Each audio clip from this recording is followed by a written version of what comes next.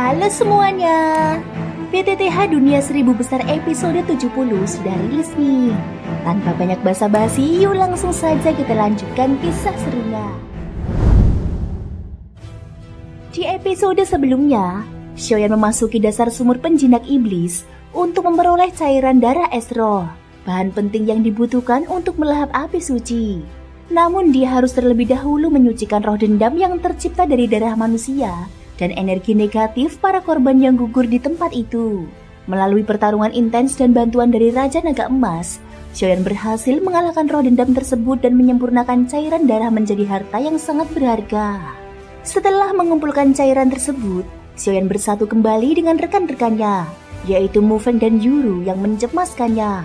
Mereka lalu memutuskan untuk melanjutkan penyelidikan menuju bagian paling dalam dari sumur, yang diyakini menyimpan kekuatan besar dan rahasia tersembunyi. Mereka tiba di tempat yang dicurigai sebagai gerbang penyegelan. Ketika mendengar ucapan Long Yi yang mengandung keterkejutan mendalam, Xiaoyan pun mengerutkan alis dan bertanya, "Gerbang penyegelan?" Long Yi mengangguk. "Benar, itulah sebutannya." Jalanan di dalam sumur penjinak roh ini dirancang saling bersilangan dan membingungkan. Tujuannya untuk membuat para makhluk yang mencari separuh lain dari Kaisar Roh Kembar kehilangan arah. Cairan di dasar sumur yang kita temui tadi pun sebenarnya merupakan hasil dari sisa-sisa tubuh manusia yang tersesat. Dan gerbang penyegelan ini terletak di tempat yang paling dekat dengan posisi Kaisar Hantu Roh Kembar. Dibangun khusus untuk mencegah siapapun menyentuh segel mereka. Konon, di tempat yang paling dekat dengan keberadaan Kaisar Hantu Roh Kembar, memang terdapat sebuah gerbang penyegelan. Didirikan demi memutus semua jalur menuju entitas tersebut. Long Yi menatap gerbang di depan mereka dengan sorot mata dalam. Nampaknya, legenda itu memang bukan sekedar isapan jempol. Xiaoyan mengalihkan tatapannya ke depan. Tepat di hadapan mereka, berdiri sebuah gerbang raksasa berwarna hitam. Berdiri kokoh dan menutupi seluruh jalur di depannya dengan sempurna, tanpa celah sedikit pun. "Jadi, inilah gerbang penyegelan," gumamnya perlahan. 3 orang lainnya, termasuk Yuru, juga menatap gerbang itu dengan wajah serius. Gerbang ini bukan lain adalah gerbang yang sebelumnya dijumpai oleh kelompok Yokuan dan Mu Yingying. Namun, beberapa kelompok yang datang lebih dulu telah gagal dan memilih untuk mundur. Tanpa membuang waktu, kekuatan jiwa Xiaoyan yang luas langsung menyapu permukaan gerbang tersebut. Namun hasil pengamatannya justru membuatnya tertegun. Tidak ada sedikit pun fluktuasi energi pada permukaan gerbang itu. Saat kerutan di dahi Xiaoyan semakin dalam, Mu Feng pun melangkah maju dan mengatakan, "Gerbang ini benar-benar aneh." Yuru, yang tidak terlalu memahami fenomena semacam itu, bertanya heran, "Apa yang membuatmu merasa aneh?" Mu Feng menjelaskan dengan nada serius. Pada gerbang ini terdapat 3 jenis kekuatan yang benar-benar berbeda satu sama lain. Namun mereka tetap mempertahankan keseimbangan sempurna. Sumur penjinak roh ini dipenuhi aura iblis yang menyesakan. Namun gerbang ini sama sekali tidak memancarkan aura iblis sedikit pun. Bahkan, jika kalian merasakannya dengan cermat, kalian akan sadar bahwa aura iblis di dalam sumur ini justru tampak takut terhadap gerbang tersebut. Mungkinkah ini benar-benar gerbang penyegelan yang diceritakan dalam legenda? Xiaoyan memandang Mu Feng dengan sedikit keterkejutan. Pengetahuannya memang tidak bisa dianggap remeh. Orang ini ternyata memang cukup luar biasa. Gumamnya pelan, lalu melangkah sejajar dengannya. Yuru mengikuti dari belakang, menjaga jarak yang aman. Saat Mu Feng menyentuhkan ujung jarinya pada permukaan gerbang, sebuah cahaya 3 warna yang sangat halus tiba-tiba menyala dari balik gerbang, lalu menyembur deras menyerangnya. "Hati-hati!"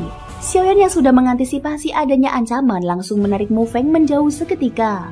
Tubuhnya pun bergerak cepat, menghindari serangan cahaya yang mendadak itu.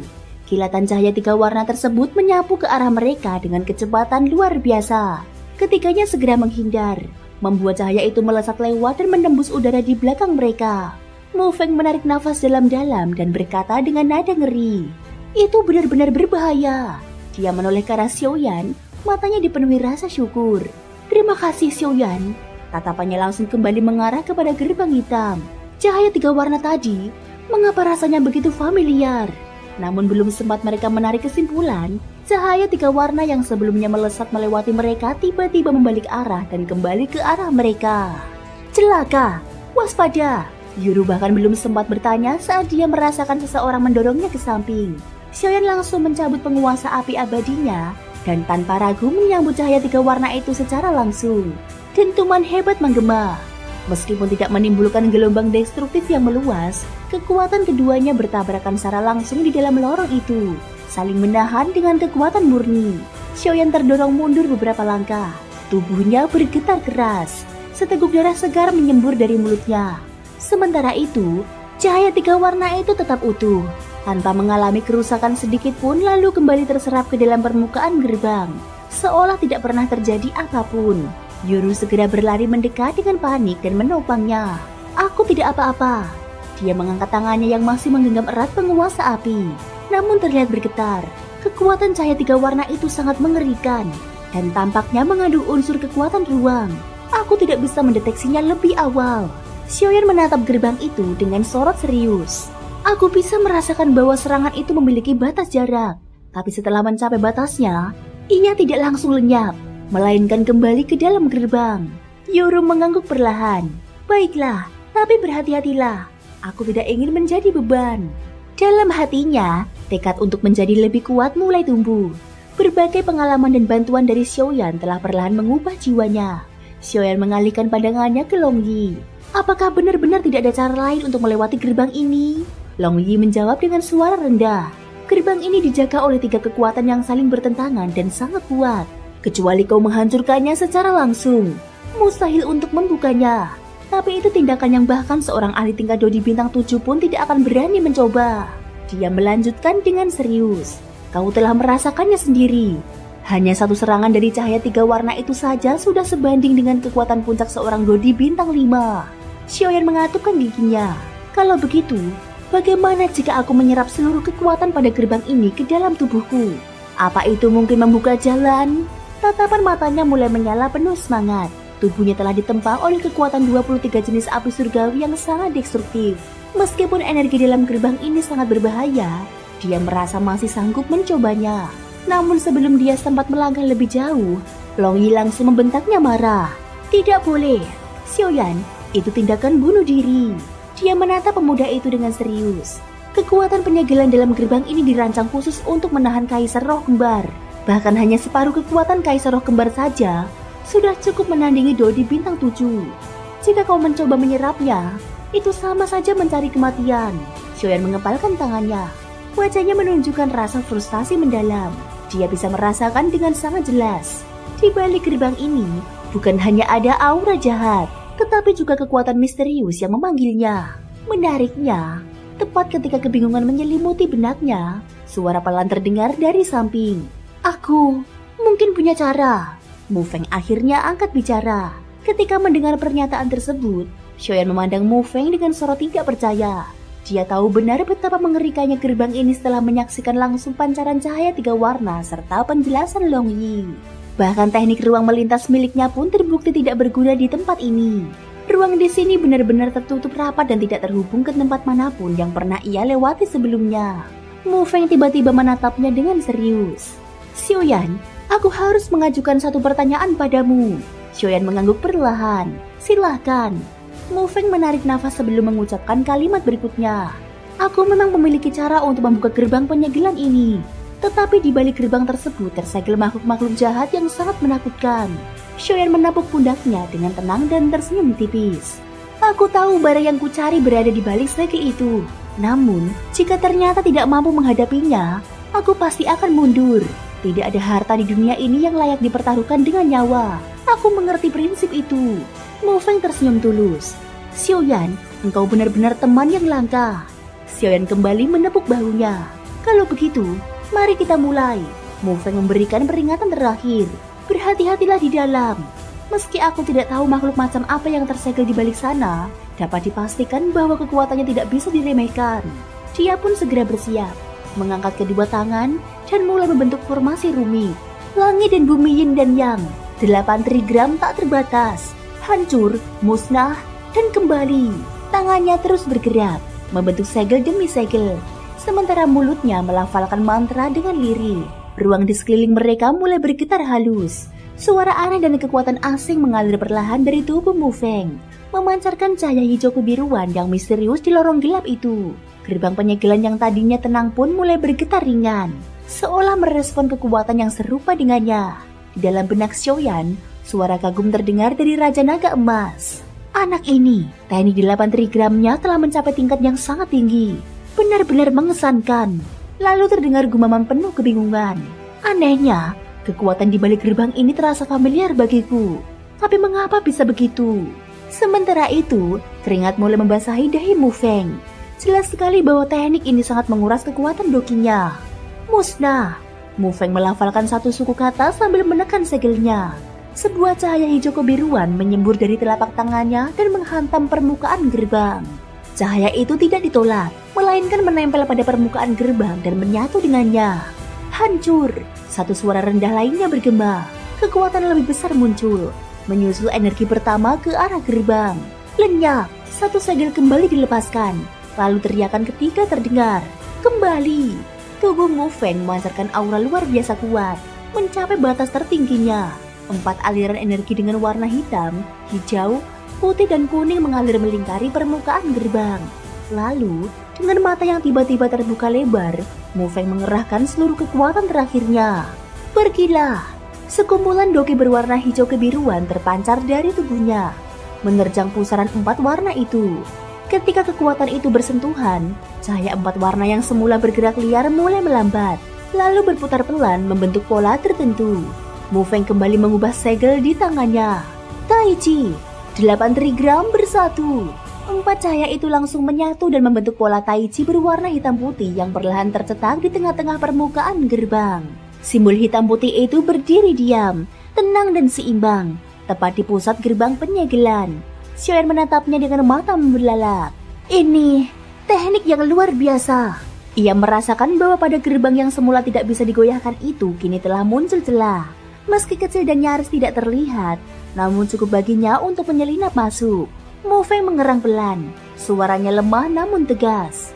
Xiaoyan, cepat masuk. Xiaoyan mengangguk, lalu mengubah dirinya menjadi cahaya api mungil yang menyusup ke dalam celah pada pola Tai Chi.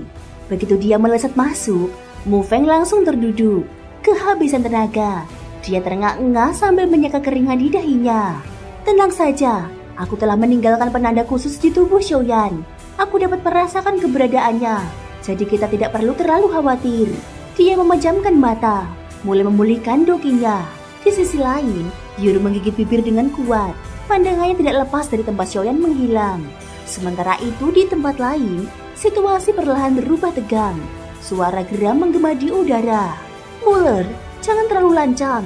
Tempat ini bukan wilayahmu untuk memerintah. Sekelompok roh jahat tamak tidak senang atas perintah yang dikeluarkan Muller, yang kekuatannya memang tidak sebanding dengan mereka. Namun Muller tidak menunjukkan rasa takut sedikit pun. Besok malam adalah saat turunnya bulan gelap. Tinggal 5 hari lagi menuju kompetisi perebutan poin. Kita harus mempercepat rencana. Singkirkan hambatan selagi kita masih bisa. Salah satu dari para roh jahat menggeram tidak setuju. Masih bukan kau yang berhak bicara soal itu. Muller mengerutkan alisnya, lalu mendengus dingin. Memang sudah kuduga kalian akan berkata begitu. Dia mengangkat tangannya dan mengeluarkan sebuah benda dari dalam cincin penyimpanannya. Lambang Kaisar Roh. Salah satu sosok di antara roh jahat itu berteriak kaget. Tak percaya melihat lambang berdarah itu. Bagaimana mungkin ada sesuatu yang lain di luar? Muller berbicara dengan penuh kebanggaan. Melihat lambang Kaisar Roh sama artinya dengan melihat Kaisar Roh secara langsung. Kalian belum bersujud? Para roh jahat itu tidak punya pilihan lain. Meski tidak suka, mereka akhirnya berlutut. Kami menyambut Kaisar Roh. Muller mengangkat dagunya dengan angkuh. Sesuai perintah Kaisar Roh, mulai hari ini kita percepat rencana. Persiapkan segalanya demi kebangkitan Kaisar Roh esok malam. Mengerti? Semuanya menjawab serempak. Bunuh. Biarkan manusia-manusia yang ikut perebutan poin tahu bahwa dunia roh tidak semudah itu untuk ditaklukkan. Dan saat Kaisar Roh bangkit, tidak satu pun dari mereka akan lolos hidup-hidup. Tawa Muller menggema seperti gema neraka yang menakutkan. Sementara itu, di tempat lain, Hong Ye menatap sosok di hadapannya dengan ekspresi tidak percaya. Nampaknya, dia akan berhasil. Dia benar-benar berani menelan setengah dari Kaisar Hantu Kembar hidup-hidup. Yokuan ini sungguh gila. Sosok yang dipanggil sebagai Yokuan kini tampak berubah wujud. Sinar hitam dari dalam tubuhnya menyebar ke seluruh tubuh, menyulut kekuatan mengerikan yang menyelimuti udara di sekelilingnya.